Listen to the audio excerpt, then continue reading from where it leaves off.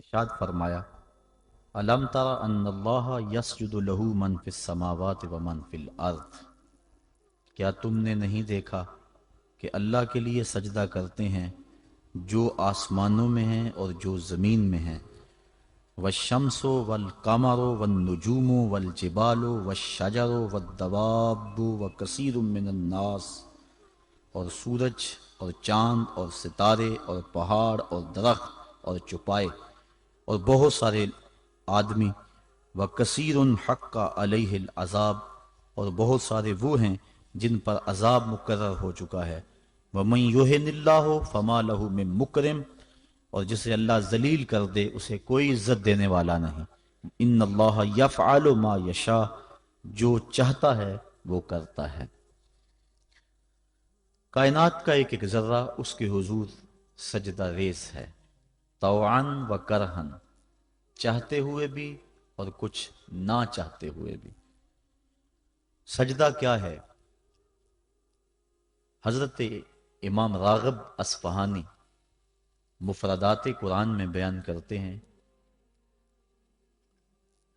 السجدہ تو فی الاصل التذلل، سجدہ اصل میں جھکنے کو کہتے ہیں، لیکن شریعت اسلامیہ کی اصطلاح میں وضع الجبہہ بقصد العبادہ، عبادت کی نیت سے پیشانی کو رکھ دینا سجدہ کہلاتا ہے۔ حضرت امام فخر الدین رازی سجدے کے دو معنی بیان کرتے ہیں اس آیت کریمہ کے تحت، ایک انقیاد اور دوسرا یہی وضع الجبہہ والا معنی، عبادت کے لیے پیشانی رکھ کے سبحان ربی العالی کے جو نغمے اعلیٰ پہ جاتے ہیں، سجدے کا دوسرا مفہوم یہ ہے۔ انقیاد کا معنی یہ ہے کہ پوری کائنات اللہ کے حکم کی پابند ہے، انسان کو اس نے اختیار دے رکھا ہے، باقی کائنات کا ایک ایک ذرہ جو ہے وہ جو کہتا ہے وہی کرتا ہے۔ انسانوں میں سے بہت سارے لوگ اس کے حکم کے پابند ہیں، اور کچھ لوگ ایسے ہیں کہ جو اس کے حکم کی دنیا پہ پرواہ نہیں کرتے۔ کل قیامت کے دن میں پتہ چلے گا کہ ہم نے مالک کی نافرمانی کر کے کتنی بڑی رسوائی کمائی اور کتنی بڑی ذلت میں مبتلا ہوئے۔ ارشاد فرمایا جو کچھ آسمانوں میں ہے اور جو کچھ زمین میں ہے، والشمس والقمر، اور سورج بھی اللہ کو سجدہ کرتا ہے۔ علماء کہتے ہیں یہ سورج جب طلوع ہوتا ہے تو سجدے سے اٹھتا ہے، اور جب وہ استوا تک درمیان تک آتا ہے تو یہ قیام میں ہوتا ہے، اور جب وہ دوبارہ مائل بغروب ہوتا ہے تو یہ رکوع میں ہوتا ہے، اور جب وہ غروب ہوتا ہے تو سجدے میں ہوتا ہے۔ ایک حدیث کے لفظ بھی ہیں کہ سورج جب ڈوبتا ہے تو عرش الہی کے نیچے سجدہ ریز ہوتا ہے۔ کائنات کی ہر شے اس کی عبادت میں ہے، ہر شخص ہر شے کا انداز عبادت اپنا ہے۔ درخت قیام میں ہے، چوپائے رکوع میں ہیں، مینڈک اور اس قبیل کے دوسرے جانور تشہد میں ہیں، اور حشرات الارض سجدے میں ہیں۔ انسان کی عبادت کو ساری عبادتوں کا مجموعہ قرار دے دیا گیا، اور اس کو کہا تو چونکہ اشرف المخلوقات ہے تو ایسی عبادت کر جس میں سب کی عبادتیں شامل ہو جائیں۔ درختوں کی طرح تیری عبادت میں قیام بھی ہو، چوپایوں کی طرح تیری عبادت میں رکوع بھی ہو، اور مینڈکوں کی طرح تیری عبادت میں تشہد بھی ہو، اور حشرات الارض کی طرح تیری عبادت کے اندر سجدے بھی ہوں۔ سجدہ انتہائی ذلت ہے، اس سے بڑھ کر ذلت دنیا کے اندر نہیں ہو سکتی۔ عالم رنگ و بو میں سب سے بڑی ذلت سجدے میں ہے۔ انسان کے اشرف اعضاء سر میں ہیں، دیکھنے کی قوت آنکھیں سر میں، بولنے کی قوت زبان سر میں، سننے کی قوت کان سر میں، سونگھنے کی قوت ناک سر میں، سوچنے کی قوت دماغ سر میں، اور یہ سر مالک کی چوکھٹ پہ دھرا ہوا ہے۔ پیشانی بھی رگڑی جا رہی ہے اور ناک بھی رگڑا جا رہا ہے، اور زبان سے کیا کہہ رہا ہے؟ سبحان ربی العالی، مولا دیکھ مجھ سے بڑے ذلت میں کے درجے میں کوئی نہیں ہے اور تجھ سے اعلیٰ کوئی نہیں ہے۔ اپنے عجز کا اعلان کر رہا ہے اور مالک کی الوہیت کا اعلان کر رہا ہے۔ لیکن جب سجدے سے سر اٹھایا پھر کہا اللہ اکبر، اس کا معنی اللہ سب سے بڑا ہے، یعنی سجدے میں پہنچ کر انتہائی ذلت امیز عبادت میں مبتلا ہو کر کہیں دل کے کسی گوشے میں یہ خیال نہ بیٹھ جائے کہ میں نے اس کی عبادت کا حق ادا کر دیا۔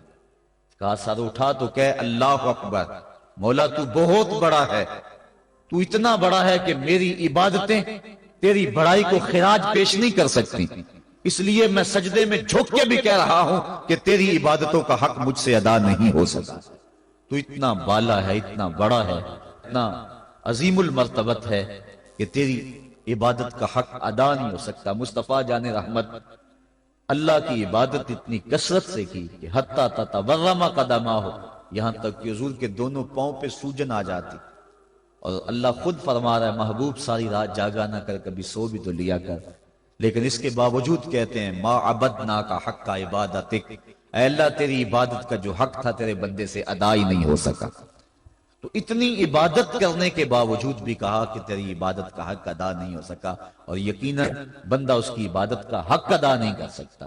وہ جتنا بلند و بالا ہے، جتنا وہ عظیم المرتبت ہے، جتنی اس کے شانے ہیں، بندہ جتنا مرضی جھک جائے اس کی عظمتوں اور اس کی بڑائیوں کو خراج پیش کرنے کا حق ادا نہیں ہو سکتا۔ اس لیے جھک کر جب سر اٹھایا پھر اس کی بڑائی بولی، اللہ اکبر، مالک تو سب سے بڑا ہے، تو اتنا بڑا ہے کہ میں سجدے میں جھک کر بھی تیری بڑائی کو خراج پیش نہیں کر سکا، اور تیری بڑائی کے سامنے سر جھکا کر بھی اپنی عجز کا اظہار کر کے بھی میں پھر بھی خراج نہیں دے سکا، اور بھی جھکنے کہ میرے اندر سکت ہوتی اور کوئی حالات ایسے ہوتے پھر بھی تیری بڑائی کا حق ادا نہ ہو سکتا۔ تو اتنا بڑا ہے اور اتنا بلند و بالا اور عظیم المرتبت ہے۔ حضور نبی رحمت صلی اللہ علیہ وسلم نے ارشاد فرمایا بندے کو سب سے زیادہ قرب سجدے میں ملتا ہے، اور سجدے میں اس لیے فرمایا کثرت کے ساتھ دعا مانگا کرو۔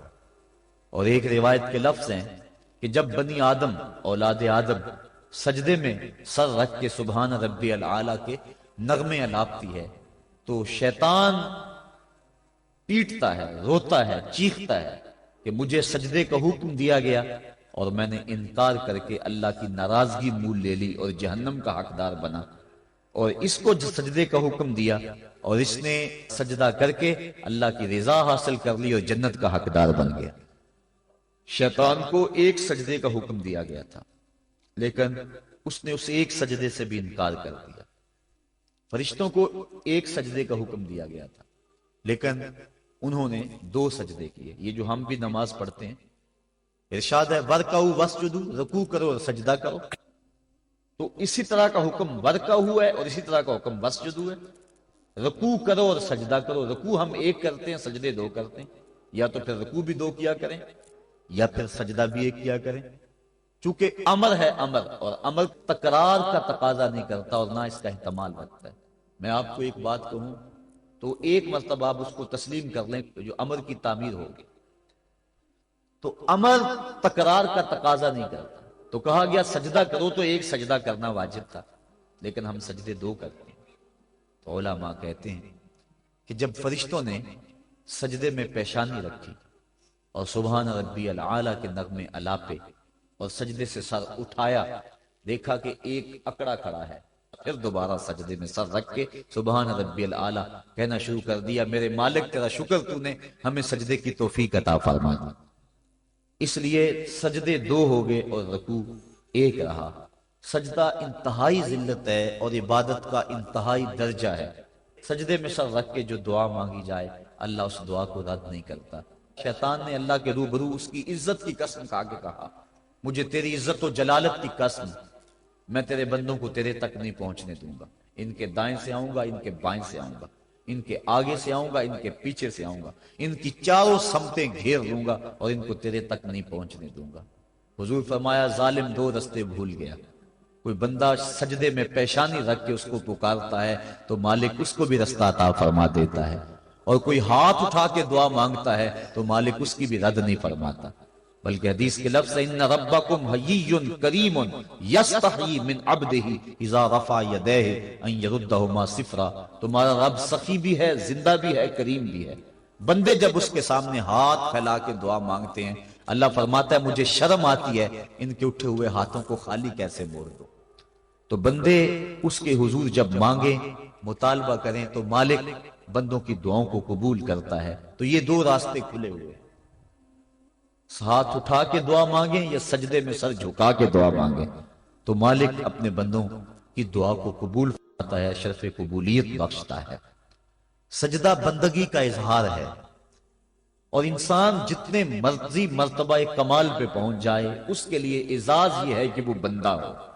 حضور معراج کی قربت خاص میں جب پہنچے اور مالک نے اپنے محبوب سے پوچھا بیما اشرفو کا یا احمد، پیارے بتا تجھے کس چیز سے نوازا جائے، تو اس قرب خاص میں محبوب نے کیا انتخاب کیا اور کس چیز کا مطالبہ کیا؟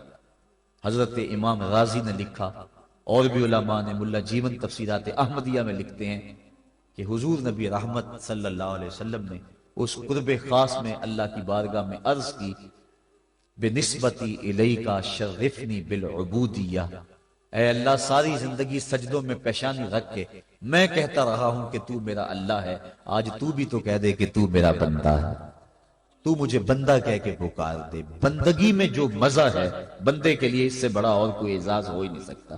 حضرت غوث اعظم شیخ عبد القادر جیلانی رحمۃ اللہ تعالی علیہ فرماتے ہیں کہ ولایت میں سب سے کمال مرتبہ جو بندے کو نصیب ہوتا ہے وہ مقام بندگی ہے۔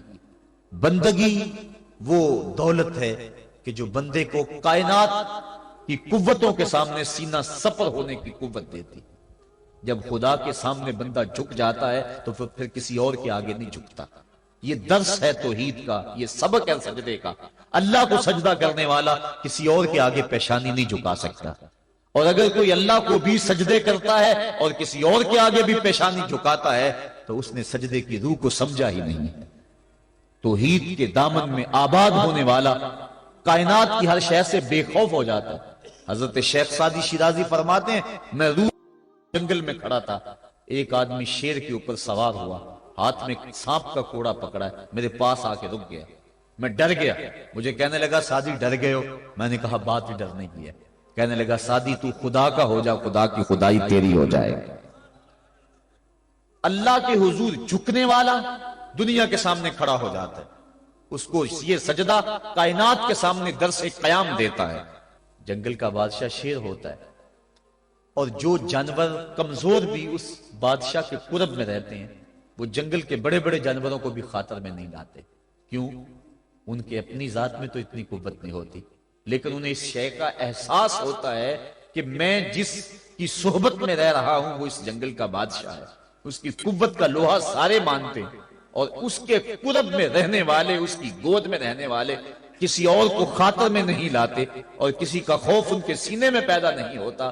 تو جو مالک کو ماننے والے ہیں، توحید کے دامن میں پناہ لینے والے ہیں، لا خوف علیہم ولا ہم یحزنون، کائنات کی کسی شے سے نہیں ڈرتے۔ بلکہ مفسرین نے فرمایا یہ جو قرآن مجید میں آتا نا اتقوا اللہ، اس کا معنی اللہ سے ڈر جاؤ، اتقوا کا معنی ڈر جاؤ، لیکن اس کی نسبت اگر اور ہوگی، اس کا مفعول کوئی اور ہوگا تو پھر ڈرنے کا مفہوم نہیں ہوگا۔ اتقوا اللہ قرآن میں لفظ موجود ہے، اتقوا النار اس کا معنی یہ نہیں کریں گے آگ سے ڈر جاؤ، جبکہ لفظ تو وہی ہے اتقوا اللہ، اللہ سے ڈر جاؤ۔ اتقوا النار اس کا معنی ہونا چاہیے آگ سے ڈر جاؤ۔ جو لوگ لفظی ترجمہ کرنے بیٹھ جاتے ہیں اور شریعت کے مزاج سے آگاہ نہیں ہوتے وہ ترجمۃ القرآن میں بڑی غلطیاں کرتے ہیں۔ اس لیے ہر کس و ناکس کا ترجمہ نہیں پڑھنا چاہیے، دیکھنا چاہیے کہ قرآن کی روح کو اور منشا کو اور شریعت کے مزاج کو کس نے سمجھا ہے۔ تو اتقوا اللہ کا معنی اللہ سے ڈر جاؤ، اتقوا النار وہی معنی ہونا چاہیے آگ سے ڈر جاؤ، لیکن علماء کہتے ہیں مفسرین نے اس کی تصریح کی ہے، فرماتے ہیں جب اتقوا النار کہیں گے تو اس کا معنی یہ نہیں ہوگا کہ آگ سے ڈر جاؤ، اس کا معنی ہوگا آگ سے بچ جاؤ۔ اتقوا اللہ کا معنی اللہ سے ڈر جاؤ، اتقوا النار کا معنی آگ سے بچ جاؤ۔ لفظ وہی ہے لیکن مفعول کے بدلنے سے مفہوم بدل گیا، اس لیے کہ جو مومن ہے وہ اللہ کے علاوہ کسی سے نہیں ڈرتا، اس کے سینے میں کسی کا خوف نہیں پنپ سکتا۔ حقوق اولاد کے حوالے سے میں نے گفتگو کے اندر کہا تھا، جو افراد موجود ہوں گے اس جمعہ میں انہیں اچھی طرح یاد ہوگا کہ ہم بچوں کی جب تربیت کرتے ہیں تو ان کے نفسیات کا ہمیں لحاظ رکھنا ہوگا۔ بعض کا بچہ رو رہا ہوتا ہے، ماں نے اس کو چپ کرانا ہوتا ہے، کوئی ضروری کام ہوتا ہے، بچہ چپ نہیں کرتا تو ماں اس کو چپ کرانے کے لیے بڑے جتن کرتی ہے. تو بعض کا ایسا ہوتا ہے کہ بچے کو چپ کرانے کے لیے ماں جلدی سے اس کو اپنی چھاتی سے چمٹا لیتی ہے اور کہتی ہے بچہ چپ کرو بلی آ گئی. میں کہا کرتا ہوں کہ یہ بچے کی نفسیات پہ بہت بڑا حملہ ہے اور بچے کو بزدل بنایا گیا ہے. جو بچپن میں جس بچے کو بلی سے ڈرایا گیا بڑا ہو کر وہ شیر کا مقابلہ نہیں کر سکتا. تو بچے کے نفسیات کے اندر یہ شے بچپن میں ہی ڈالی جائے کہ اللہ کے علاوہ کسی کا خوف اس کے سینے میں پنپنے ہی نہ پائے. یہ ہے تربیت جو ہم اپنی اولاد کی کریں. اور ایک یہ تربیت ہے جو اہل ایمان کی محمد عربی نے کی تھی. 313 ہو کے جبر کی قوتوں کے خلاف کھڑے ہو گئے. جب عمیر نے جا کے رپورٹ دی نا ابو جہل کو کہ وہ تو 3 اونٹ کھا سکیں گے اور 300 سے کچھ کم اور کچھ زیادہ ان کی تعداد ہے، اس سے زیادہ نہیں ہے، میں خوب وادیاں دیکھ آیا ہوں، میں خوب ٹیلے دیکھ آیا ہوں. تو ابو جہل نے سنادید قریش کو بلا کر کہا عمیر کی رپورٹ سنو کتنی حوصلہ افزا ہے. صبح لڑائی کی نوبت نہیں آئے گی، صبح تو رسیاں کٹھی کرو، جکڑ جکڑ کے مسلمانوں کو اونٹوں کی پشتوں پہ باندھ لیں گے اور پھر سینے حرم میں جا کے کعبۃ اللہ کی دیواروں کے ساتھ باندھ دیں گے. لوگوں کو تماشا دکھایا کریں گے کہ یہ نیا دین لے کر آئے تھے اور یہ ان کا کیا حال ہے. جب اس نے رعونت بھرے اتنی زبان سے یہ جملے نکالے تو عمیر جو سارا منظر اپنی آنکھوں سے دیکھ کر آیا تھا، ابن حشام میں لفظ موجود ہیں، اس نے کہا وَلَٰكِنْ رَأَيْتُ یا معشر قریش البلایا تحمل المنایا. اے قریش کے سرداروں اتنے بھی تکبر میں نہ آؤ، میں اپنی ان آنکھوں سے دیکھ کر آیا ہوں کہ یثرب کی اونٹنیاں اپنی پشتوں پہ نری موتیں اٹھا کے لے آئی ہیں.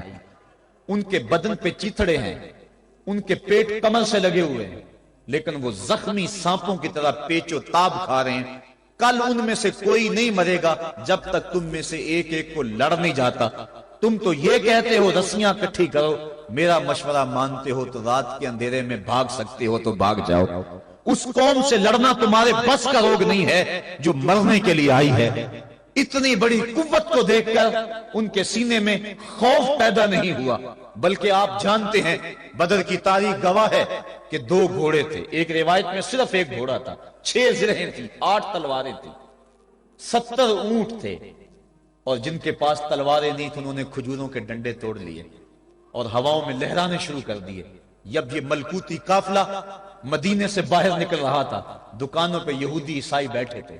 انہوں نے کہا مسلمانوں کس بل بوتے پہ جا رہے ہو، کس برتے پہ جا رہے ہو، کون سا آسرا ہے تمہارا، آلات حرب و ضرب تو تمہارے پاس موجود نہیں.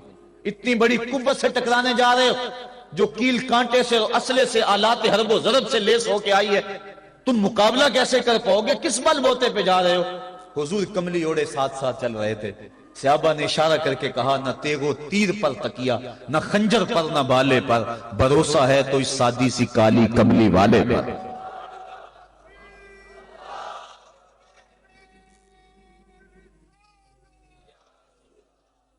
اب اس ماحول میں جبکہ کفار پورا لاؤ لشکر لے کے آئے اور ابو جہل نے کہا اعلان کر دو لنا عزا ولا عزا لکم، یہ ان کے بت کا نام ہے. ہمارے پاس عزا ہے تمہارے پاس عزا نہیں، ہمارے پاس لات ہے تمہارے پاس لات نہیں، ہمارے پاس منات ہے تمہارے پاس منات نہیں، ہمارے 360 خدا اور تمہارا ایک خدا، مقابلہ ہی کوئی نہیں. اس نے کہا کھڑے ہو کے اونچی جگہ پہ کہا اپنے نقیب کو اعلان کرو لنا عزا ولا عزا لکم. حضور کے کانوں میں آواز پڑی، فرمایا علی تم بھی اونچے ٹیلے پہ کھڑے ہو جاؤ اور تم ان کو جواب میں کہو اللہ مولانا ولا مولا لکم، اللہ ہمارا مولا ہے تمہارا مولا کوئی نہیں ہے. اور پھر حضور نے سجدے میں سر رکھ دیا. سجدہ اتنی بڑی قوت ہے، ہزاروں ایٹم بمبوں کے اندر وہ قوت نہیں ہے جو سجدے کے اندر طاقت رکھ دی. آج دنیا سے ہم ڈر رہے ہیں اس لیے کہ ہمارے سجدے چھن گئے ہیں، ہمارے سجدوں کی آبرو چھن گئی ہے، ہمارے سجدوں میں وہ حرارت اور گرمی نہیں رہی، وہ رقت اور وہ نرمی نہیں رہی.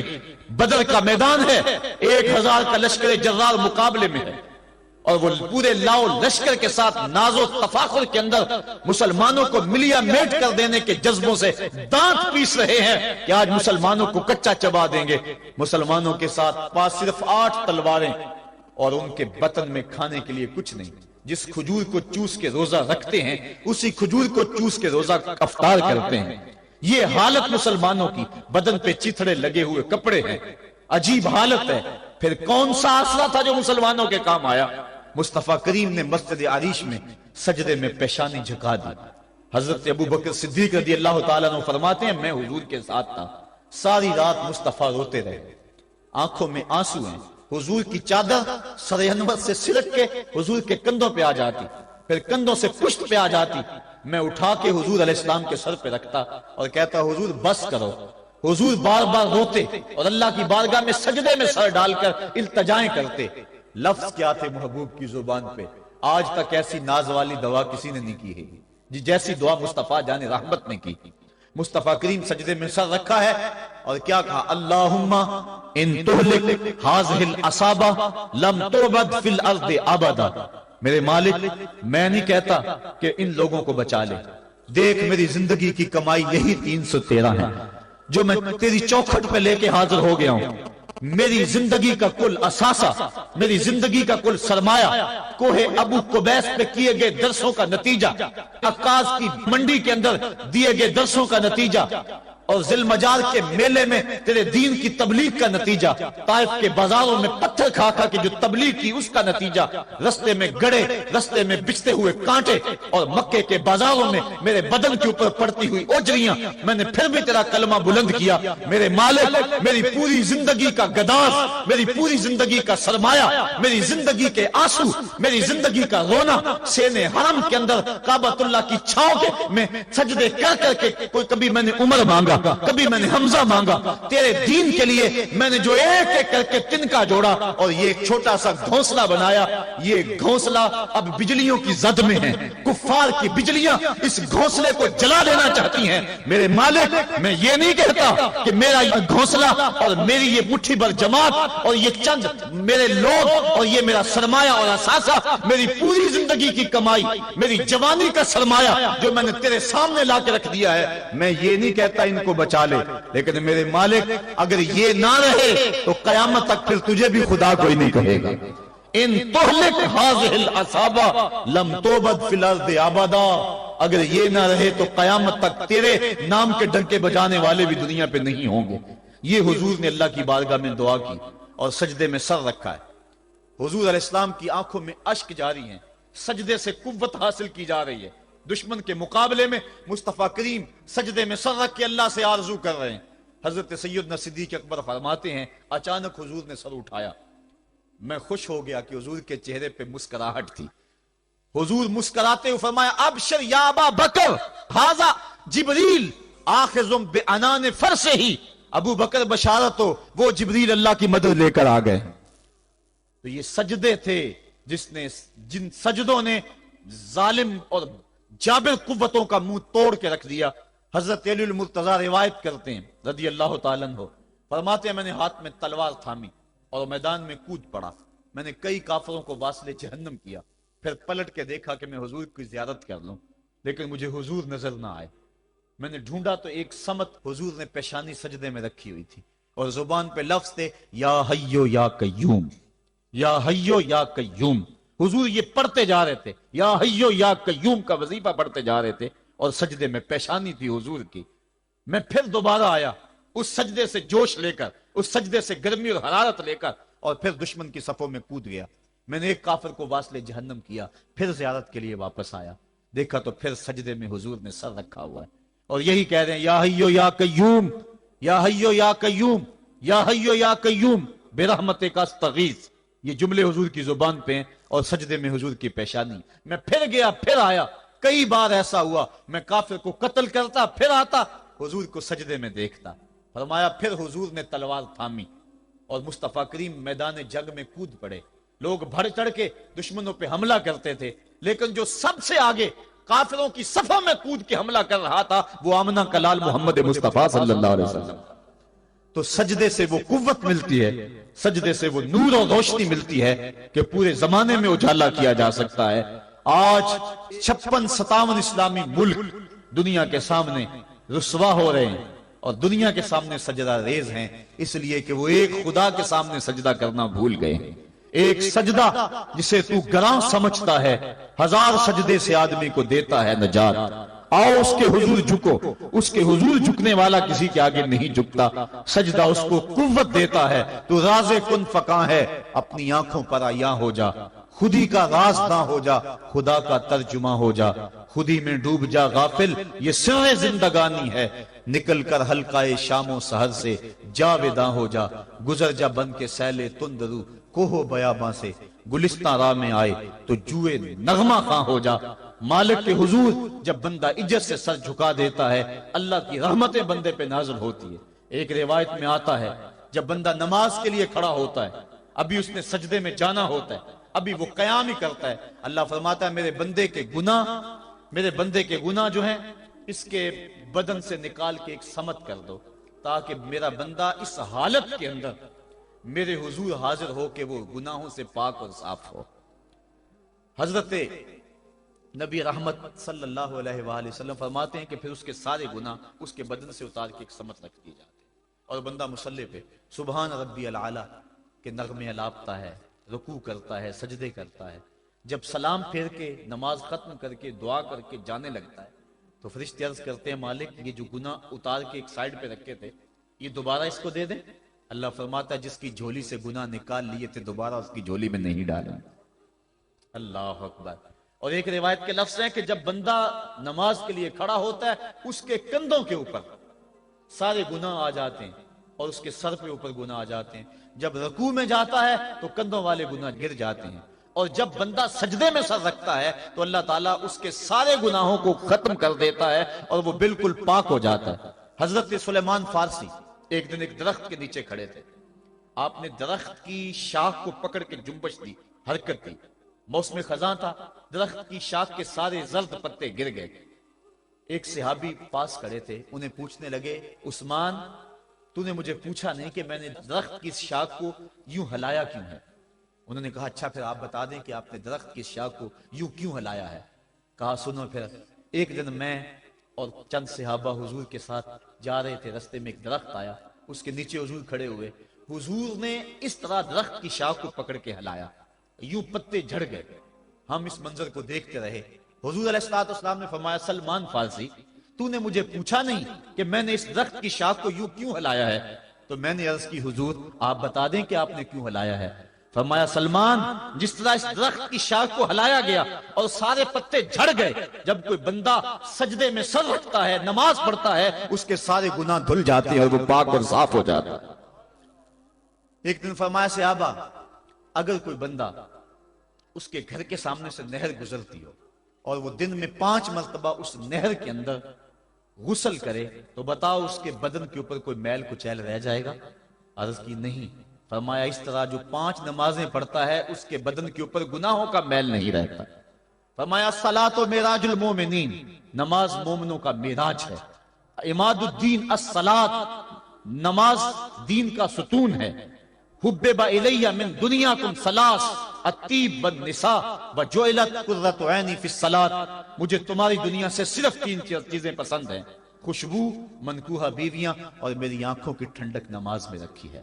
اور حضور نے یہ بھی ارشاد فرمایا من ترک الصلاۃ متعمدا فقد کفر، جس نے جان بوجھ کے نماز چھوڑی گویا اس نے کفر ہی تو کیا، یعنی کافروں والا کام کیا۔ حضرت امام فخر الدین رازی نے تفسیر کبیر میں لکھا حافظوا علی الصلوات والصلاۃ الوسطی، اس آیت کریمہ کے تحت ایک عورت مدینے کی گلیوں میں چیخ رہی ہے اور کہنے لگی مجھے حضور کے در کا پتہ بتاؤ۔ حضور کی چوکھٹ کا پتہ بتلایا گیا، وہ حاضر ہوئی، آقا کریم صلی اللہ علیہ وسلم کی خدمت میں عرض کی حضور میرا خامد سفر پہ گیا ہوا تھا اور میں نے اس کی عدم موجودگی کے اندر زنا کر لیا، حمل ٹھہر گیا اور جو بچہ پیدا ہوا میں نے مارے شرم کے اس بچے کو سرکے کے مرتبان میں ڈال دیا اور پھر اسی سرکے سے میں لوگوں کو فروخت کرتی رہی ہوں۔ اب جب کہ میرا ضمیر جاگا ہے میں آپ کی خدمت میں حاضر ہوئی، مجھے بتایا جائے کہ میرے گناہ کا بھی کوئی کفارہ ہے۔ حضور نے ارشاد فرمایا جو تو نے زنا کیا ہے اس کی سزا رجم ہے چونکہ تو شادی شدہ ہے، اور جو تو نے بچے کو قتل کیا ہے قتل کی سزا قتل ہے، اور جو تو نے سرکہ بیچا ہے فقد ارتکبت کبیرہ، تو نے کبیرہ گناہ کیا ہے، اس کی سزا تو قیامت کے دن پائے گی۔ اس کے بعد حضور فرمایا ان تینوں گناہوں کی یہ سزا ہے، لیکن جس طرح تو گھبرائی ہوئی آئی تھی، میں تو یہ سمجھا تھا شاید تیری نماز اثر قضا ہو گئی ہے۔ اب آپ اندازہ کریں کہ نماز کی اہمیت کیا ہے، اور ہم اس باب میں کتنی سستی کرتے ہیں۔ کسی سے پوچھا جائے نا آؤ نماز پڑھنے چلے، وہ کہتے ہیں بس یار میرے کپڑے پلید ہیں، کپڑے میرے پاک نہیں ہیں۔ تیرے کپڑے کیسے پاک رہ سکتے ہیں؟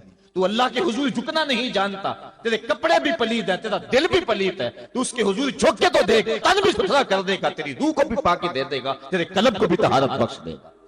تو اس کے حضور آ جھک، اس کے حضور سجدوں سے اللہ کے حضور خراج پیش کر اپنی محبتوں کا۔